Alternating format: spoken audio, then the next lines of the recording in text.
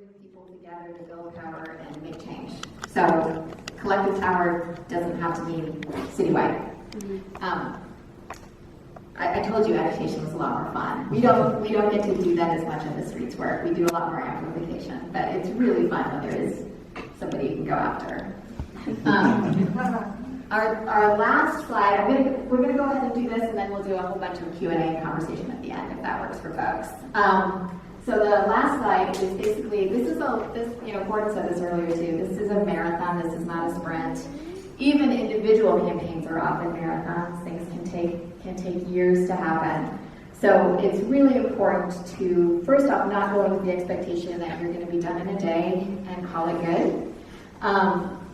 Build on successes. Try to find little wins. Try to redefine what a win is. Right? Find things to celebrate along the way to keep people with you.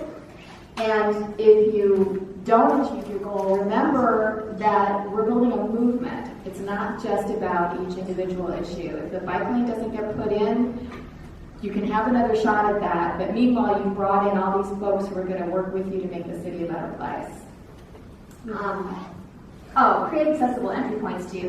This is one of the things that's really important, and goes back to what Tiffani was saying too, that not everybody needs to come in and lead the charge, right? Different people have different levels of energy, different levels of experience, and different levels of confidence. And so ideally you have different points of entry so that somebody can just sign a petition. Now they're on your mailing list and they can get more involved as they want, but meanwhile they think of themselves as somebody who supports this issue. So they're more likely to follow it, they're more likely to get involved later. Invite people to lead subgroups or work on comm strategies or plug in different ways. With Central Seattle Greenways, we've started happy hours to make it possible for people who feel intimidated by our meetings to just come hang out and talk to a bunch of wonky folks over here, right? The idea is to make it as accessible as possible because, again, we're building a movement, we're creating a vision for the future, and so you want to have a way for everybody to get involved at whatever level they feel comfortable with and to feel that they're making a meaningful contribution in that time. Do you want to say more about that, Tiffani?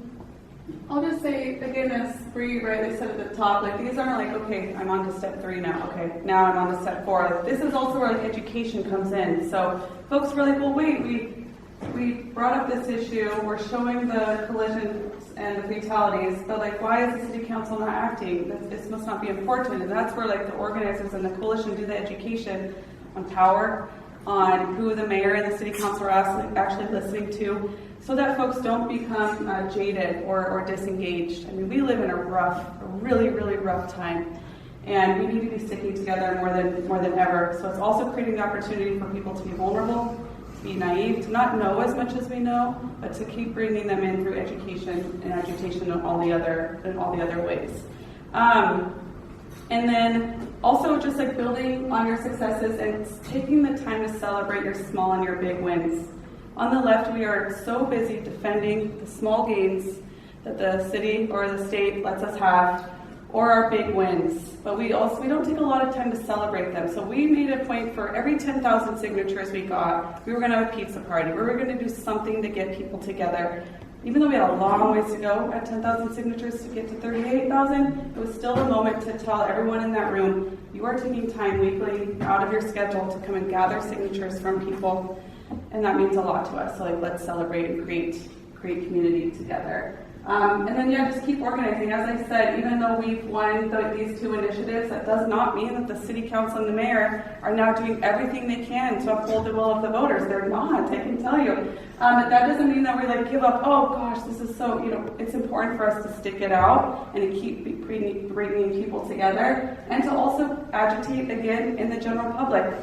In the campaign, if you will remember for Prop 1A, it was, the developer hasn't even staffed up, they haven't done this, they don't even have a development. And it's the city hasn't given it the money that it needs in order to do any of those things. But without that effective organizing, education, and agitation, a lot of the general public would just believe that, we're just giving money to a bureaucracy that is doing nothing with it. So, just don't give up, but also the last thing I'll say, and then we'll open it up to Q&A, is self-assess. Ego can be the killer of movements, and privilege can't. So even though you've won and you've done all these great things, take the moment to self-assess and to make sure that you are still acting up and showing up with integrity and with humility, and that you're wanting to be a partner in the work, not someone that's like, oh, I did this one thing and now I'm like badass and you better listen to me. Like, don't do that. But yeah, any questions? I think it's funny because Tiffany is badass. So, yeah, questions, thoughts, comments, experiences you want to share. We've got about probably 6 minutes before David has to tell us about what's happening next, I think. So,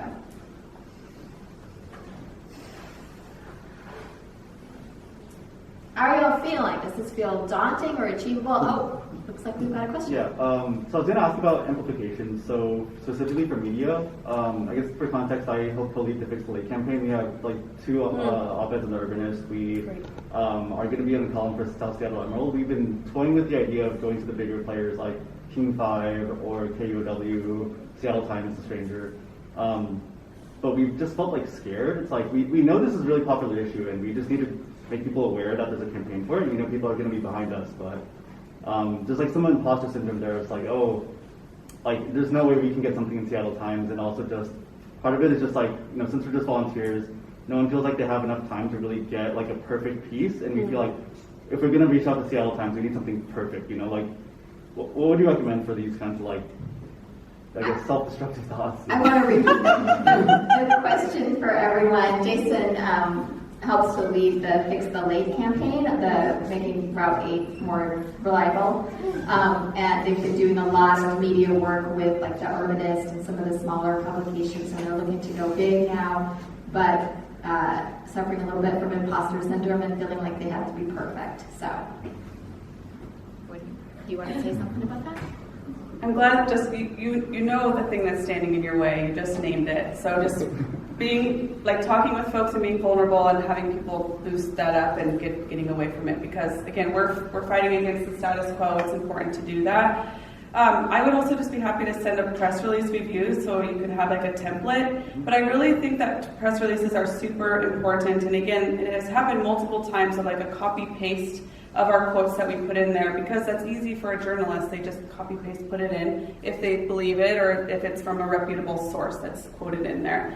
But just that way it's on a lot of people's radars. Yeah, the Urbanist is fantastic for op-eds. The Seattle Times is incredibly tricky, but you know, I think it's still worth giving it a shot. The worst thing that can happen is no, but the media amplification is the only way that like people in power know that there are issues happening. We know that the city council reads the paper. We know that some city council members even read tweets of people that are activists before they meet with them. It's weird. So just don't, I hear you, I hear that. I think that it's really important for us on the left to try to get past the imposter system. A lot of that is healthy. We don't, again, want our egos or like I'm the one that knows the best to get in the way, but we are in such dire times. We should just be doing everything we can. So if you give me your contact info, I can just send you a press release we've used on things just as a template. But I say go for it, and just reach out to people who maybe have done this a bit more for guidance and whatnot. But keep doing what you're doing. You know, the other thing that occurs to me, and this is maybe a slightly off topic, but getting the larger media to an event is easier sometimes than getting them to just do a story randomly. So it might be time to have those Route 8 writers do something really interesting. Just as an idea. Any other questions or thoughts? Yeah. How do you see the organizing environment evolving like in the last year or so? Is it like, are people more energized, or are they kind of intimidated with all the... So the question is, how do we see the organizing environment evolving over the last year? Are people energized or intimidated or hiding under their beds? I didn't say that part. That was my part. From my perspective, and I'm very curious what yours is. From my perspective, I think that there was a lot of shock and people sort of stalled. But from a Safe Streets perspective and a local organizing perspective, this is a place people can plug in and actually make a difference. And even though we have a somewhat challenging council and mayoral administration right now, we are making some progress and we are having some wins, and I think that's fantastic for morale given what's going on nationally. So I'm actually seeing people start to get a little more energized on the local level. I mean, I would say the same. This is where we feel like we can actually affect change the most. So I think that was a big part of our win. People turning out after the Trump regime was put into office. I just see a lot of energy. But there's also moments of being really scared and frightening. It is a frightening time. I mean, who knows what the future will be like for my daughter and our next generations. But I think that you're all here today because you care. I'm going to just go out on a limb and say that you have hope in a better world. So just leaning into that and finding your group and then building also those relationships and those bonds. We're so isolated. Like taking action on a phone, really important, but also going and being with other people. That is the thing that is going to help us to feel also a lot of hope. Like I gained so much hope for the steering committee of House Our Neighbors and all of the people, and I'm definitely more of an introvert, believe it or not. I'd rather be at home most of the time, but I know it's important to go out and be with people because it's hard times and we need to stick together. Yeah, amen. The thing that we say at CSG sometimes too is that, or that I say anyway, is that we're not just building a movement, we're also building community connections. And especially because we are a very local group in our neighborhoods, we're building those connections, people we're going to run into on the street, and going to be able to strengthen those bonds that are going to serve us in times of trouble. So it's all good. So yeah, thank you all for being here today. It's really fantastic. Yeah. How do you deal with recognizing there's kind of a lot of this people say limited bandwidth resources to do different things. So how do you deal with that response of it's too expensive to do XYZ, we need to spend that money over here, or we need to spend our time over here, and not conflict between different efforts. If that makes sense. So I'm going to paraphrase and you're going to tell me if I got it right. So how do we deal with the fact that we're told that there's not enough of money or resources or whatever, and so figuring out how to do it in a way that we're not fighting against each other for resources? Is that kind of what you're saying? Yeah, How exactly. do we make sure that we don't have projects pitted against each other, or how do we choose among them? And or other organizations, different social capital, volunteer efforts, and when the status quo or the establishment is saying, we can't afford to do housing, for example, we need to spend it on other things. Recognizing that that's not the case, but just dealing with that kind of response.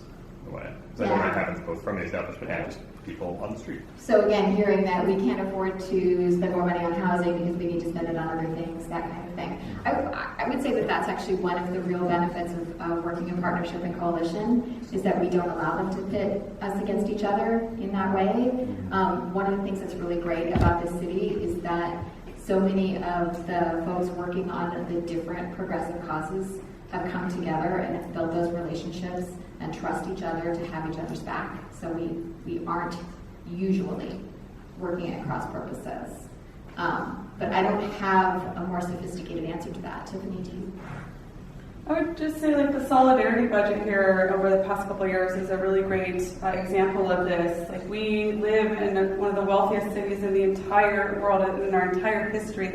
We do not lack for resources. We do not lack for wealth. We lack political will, and we are pitted against each other on purpose. So it's that education and that agitation and recognizing where we live.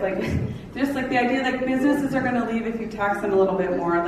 I can refute that all the way over, but if we can't get other people to believe that, then you're going to stall out. But luckily, we don't live in that place. The Solidarity Budget has given us really great examples of how to make sure we're fighting for a budget for everyone, not just my little piece of the pie over here.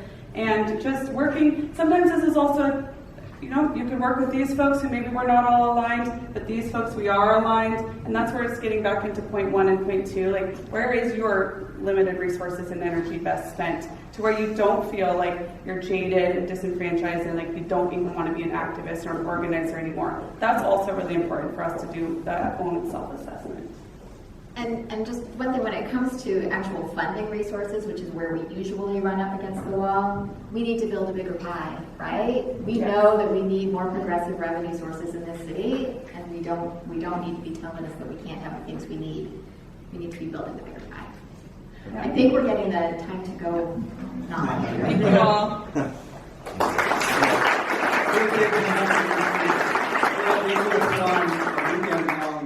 Symposium with all the stories they could tell and shed light. We also need a big round of applause for Kira over here, who sat very patiently through this meeting.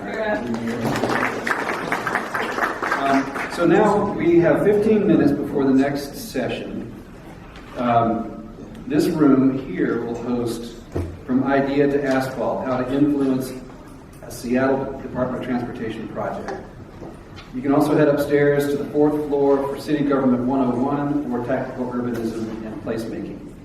Those classrooms will probably hit capacity, so if you have your heart set on one or the other, go ahead and claim your space quickly. If you'd like help finding your way, we have some volunteers who can help you throughout the